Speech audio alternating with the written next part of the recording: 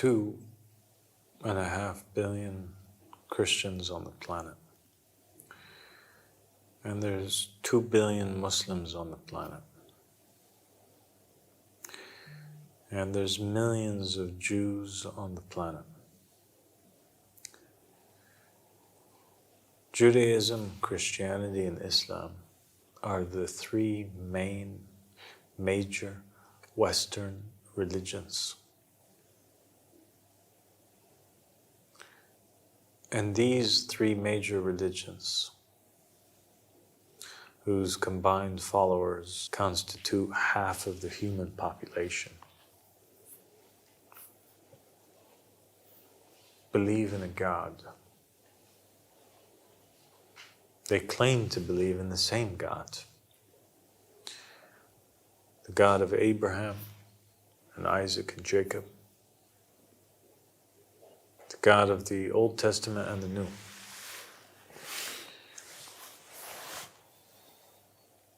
And the goal of the wise in the first chapter, we zoom in on this story, this most important story, because it outlines the beginning of creation's relationship with the Creator. God's relationship with mankind. If a human being claims to believe in these books, then they have to go back to this chapter to understand it. They have to go back to the book of Genesis. They have to go back to the Quran, the story of Adam and Iblis, and the creation of Adam. If there is a Creator, what does He want from us? How do we know Him? How do we know what He wants? When we review the story in the Bible, and when we review the story in the Quran, and we put them side by side, we find that basically God creates Adam. God decides that He is going to appoint Adam over the rest of creation. In the Bible, God makes him king over the animals and the beasts of the earth. In the Quran, God makes him king over the angels. And He commands all of the angels to prostrate to Him. God says, verily I'm making a caliph in the land. Verily I'm making a king in the land. And He blows into Adam of His spirit. So He chooses Adam. The beginning of the relationship between God and mankind is one of love, one of appointment. After He appoints Adam, by clearly stating His intention, verily I'm making a caliph in the land, and appointing him by name in front of all creation and in front of the angels, what does He do? He teaches Adam the names of all things. And tells Adam to go forward and to tell the people their names, and to tell the things their names, and to name the things, the animals and everything else. So he has a letter of appointment by God, and also he has the knowledge of God. And the third thing is that Adam is given laws by the Creator, which the Creator expects Adam to uphold. Because Adam upholding the laws of God is equal to God Himself ruling. Right or wrong? Yes. Yeah. If you have a Roman emperor and he appoints somebody in one of the countries to rule by the laws of Rome, then effectively Rome is ruling that country, right or wrong? Yes. The same thing here. The appointment of Adam and his rule is equal to the rule of God Almighty. Okay, so what happens next? What happens next is that somebody doesn't want God to rule. And that somebody was a very high angel. that somebody was the commander-in-chief before Adam's appointment. Lucifer, Iblis, Satan. God says in the Quran to him, to all the angels, prostrate to Adam. And everyone prostrated except for Iblis. He refused, and he was of the prideful ones. God asks Satan, what prevented you from prostrating? He said, shall I prostrate to something that I have created with my own hands? You made me of fire, and you made him of clay. Iblis, Satan at this point, thinks that he's better. He has a better idea. He feels like he's more knowledgeable than Adam. He's better than Adam. He can rule more effectively than Adam. So there's a difference of opinion between God, who appoints Adam, and between one of the high angels over what? Over the throne, rulership. This is where the struggle is taking place. So God banishes Satan from the garden.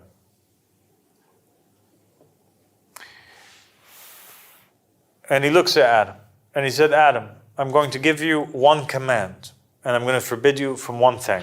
These are my laws, keep them, do them. This is my covenant between me and you.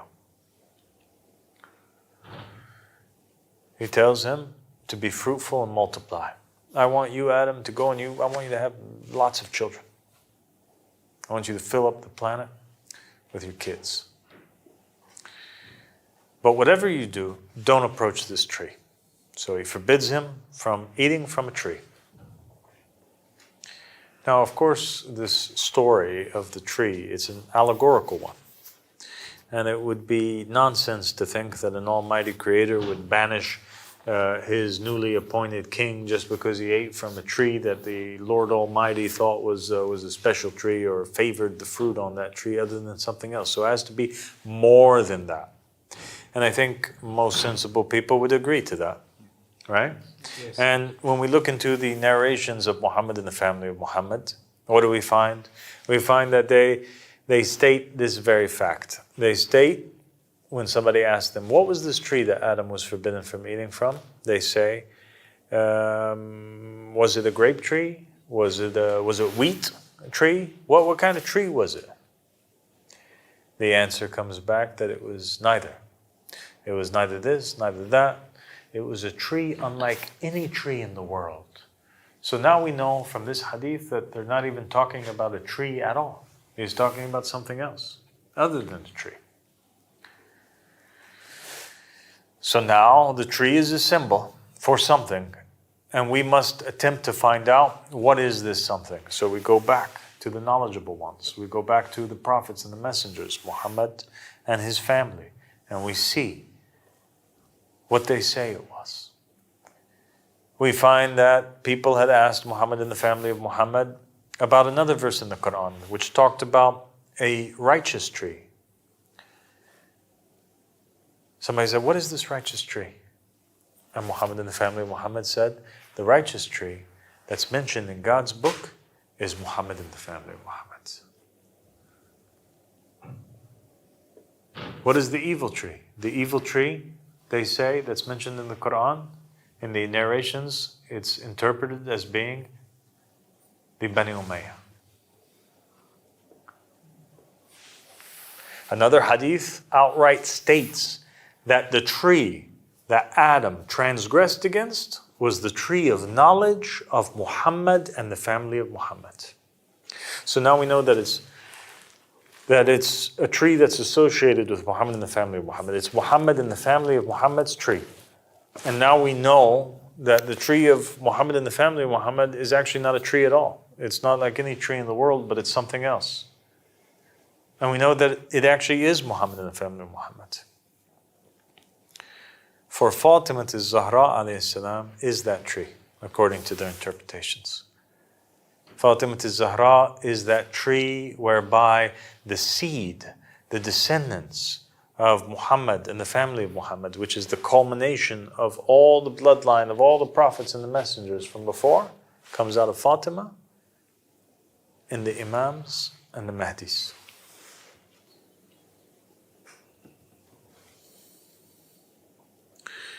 Another narration mentions the story in detail of what Adam's transgression was. And it basically states that Adam alayhi salam was thinking to himself, God has never created anybody greater than me. I am the most knowledgeable of all creation. How lucky am I?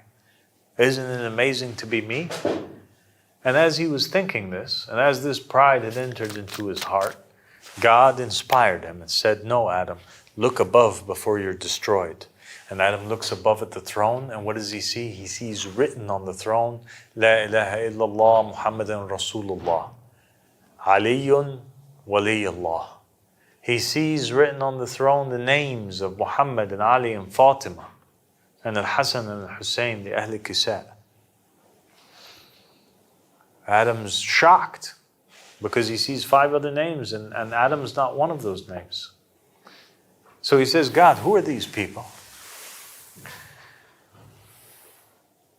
That they're so great that you have written their name on your throne along with your own name. The answer came to Adam. These are my beloved. These are Muhammad and the family of Muhammad. These are my sacred. These are my chosen ones out of all of creation. And in that moment, envy entered into the heart of Adam. And he desired to have the rank of Muhammad and Ali. And when he found out that God had created a woman who was better than his woman, Eve, he desired that woman. And envy entered into the heart of Eve against Fatima al-Zahra, because Fatima al-Zahra alayhi salam was better than Eve. This is what the narration states. Imam Ahmad al-Hasan alayhi salam, he revealed that the transgression which Adam made was that he actually attempted to engage in a relationship. He attempted to marry. He attempted to put his hand forth towards Fatima al-Zahra alayhi salam. And for this great transgression, for this great sin now, which makes sense because it's a betrayal. It has to do with a woman. He is banished, and not just any woman, but the best of all women. He's banished from the heavens. He's banished from the Garden of Eden.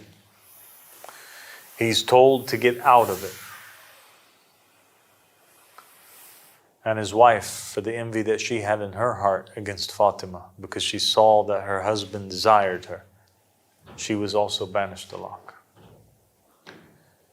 And yet we find in the Gnostic writings and in the narrations of the Jews, we find scenes that speak about, traditions which speak about when Adam was banished from the garden.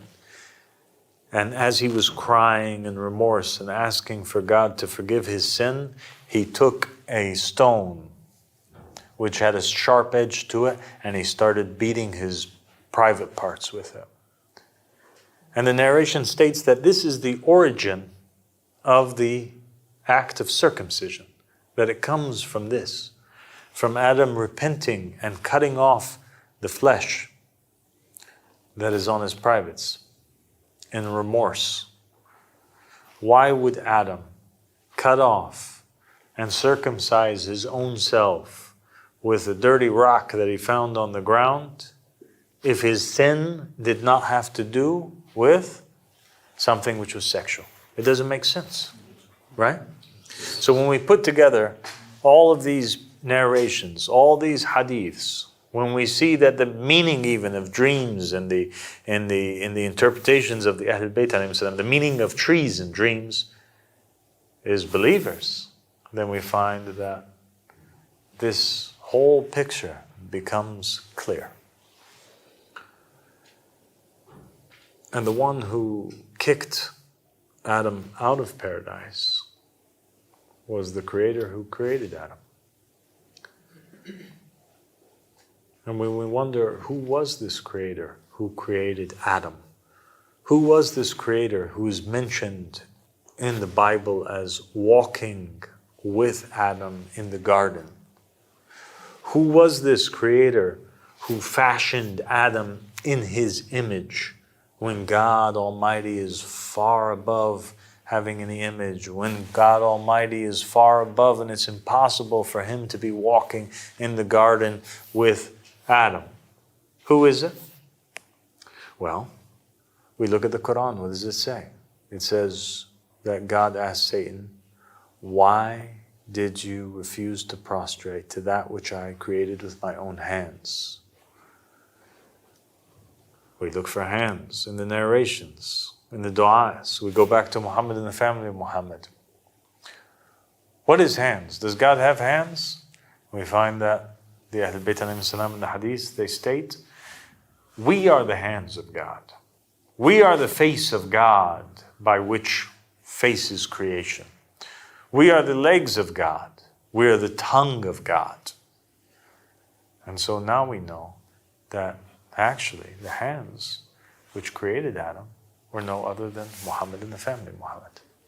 And Imam Ahmad Hassan salam revealed that specifically it was Ali ibn Abi Talib alayhi salam who created Adam. He was the hands of God. And so obviously it becomes a story of a great transgression that the first creation makes against his creator, his direct creator, Ali ibn Abi Talib. Adam transgresses against the wife of his creator, and his creator banishes him, just like any father would banish his son had his son attempted to transgress against his wife. And now the story makes sense. And it makes sense why Adam was circumcising himself, and it also makes sense then why God, as a punishment to Adam, tells him, go down to the earth, you and Iblis, and share with one another in wealth and in children. And the scholars have differed greatly and pondered over the meanings of these two things, sharing in wealth and sharing in children. What possibly could it mean? And the scholars stated that sharing in wealth is when a person makes money in impermissible ways, through gambling, through prostitution, through the sales of drugs, through cheating, through stealing. This is sharing with Satan because Satan inspired these acts. And they thought to themselves, how does human beings share? And many people have asked, what is the meaning of this verse? How does Satan share with human beings and children? What does this even mean? And the response from the scholars have been, it means children of fornication. That's sharing in children. It means in other narrations or in other words of the opinions of the scholars, it's that when you don't say Bismillah ar-Rahman ar-Rahim before having intercourse with your wife, then Satan actually comes down and he engages in that act of intercourse between a man and his wife. If there happens to be a child that comes out of that, then that is the child of Satan.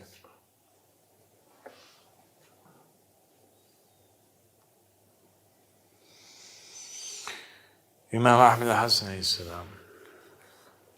reveals the truth about the matter. And we look into the direction of some of the Gnostic writings that were forbidden and kept out and kept hidden and kept out of the Bible. Some of the stories that were safeguarded by the Jews in their secret scriptures, which actually states that Eve left Adam as he was crying after being banished from the Garden of Eden. And she goes to another land and she encounters a beautiful man who's the likes of an angel, who is actually Lucifer, Satan. And she's seduced by him and she becomes impregnated by him. And God allows this to happen because he's dissatisfied with Eve, and as a punishment to Eve and to Adam. And she becomes pregnant with the firstborn, Cain.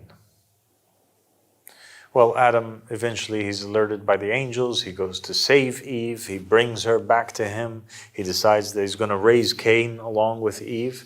And he has a second child with Eve, and he names that second child Abel.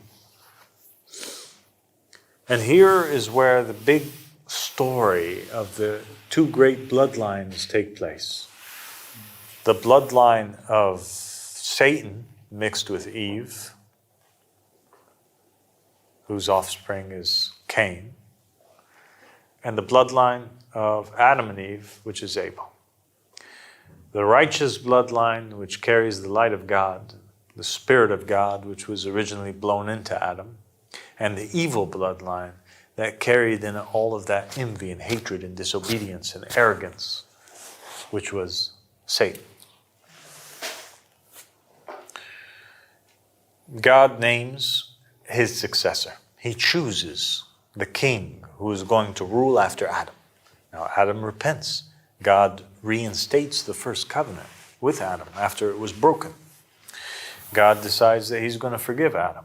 Adam now is on good terms again with God, and he's reinstated as a messenger from him and the divinely appointed king.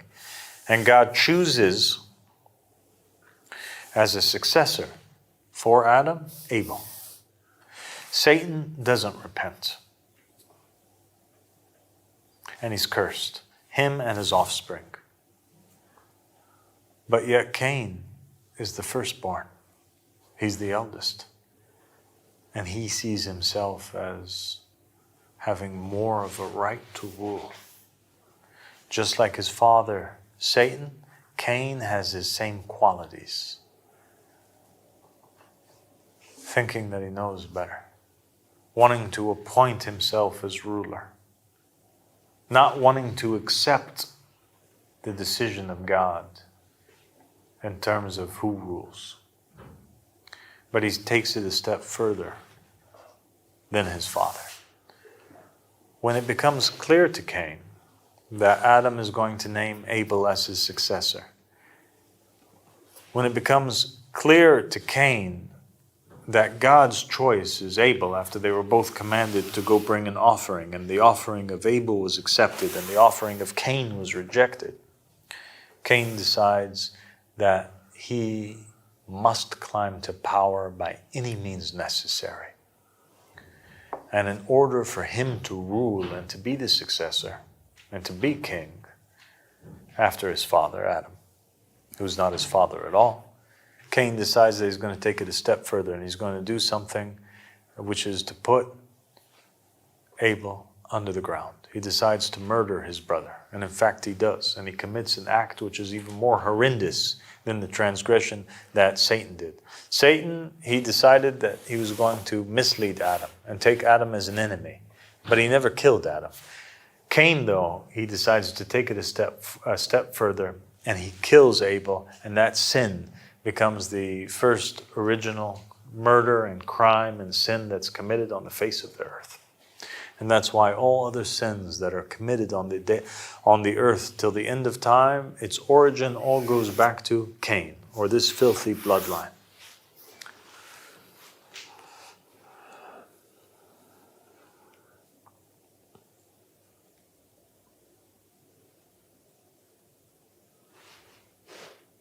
So, as we can see,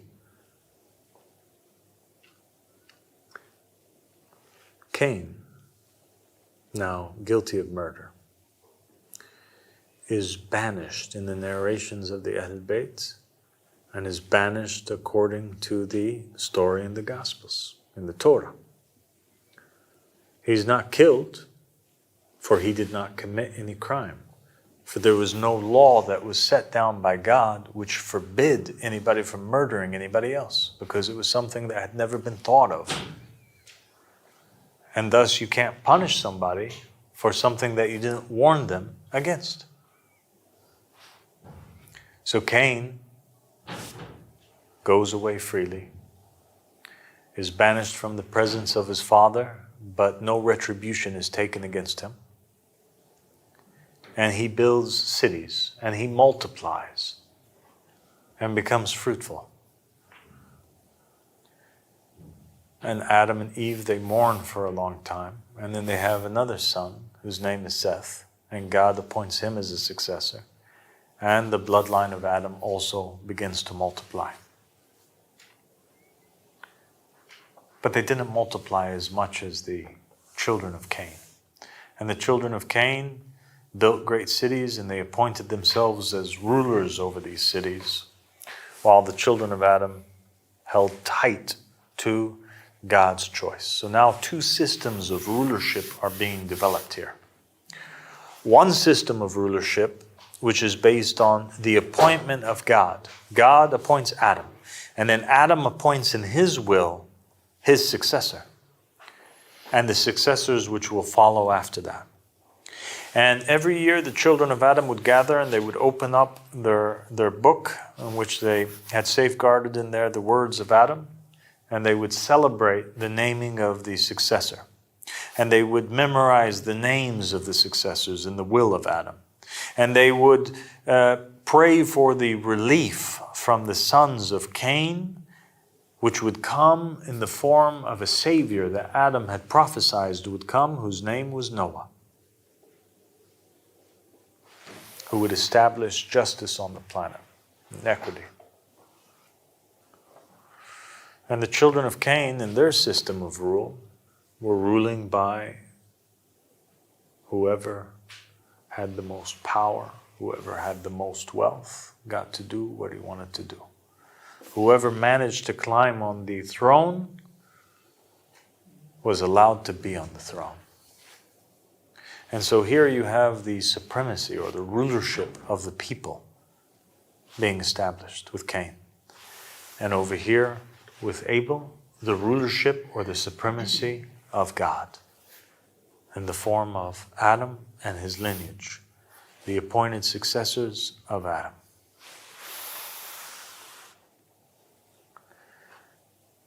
And so these two systems of rule are at the very heart and foundation of the stories of all the prophets and the messengers from Adam's time till now.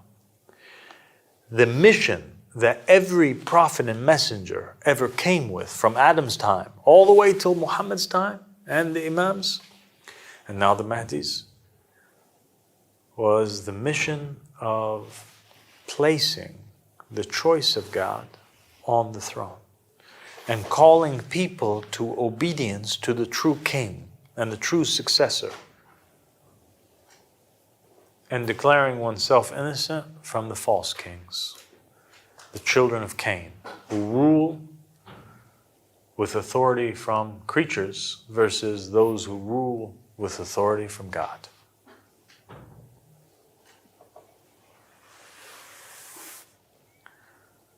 And that's pretty much the story of chapter 1, and the goal of the wise.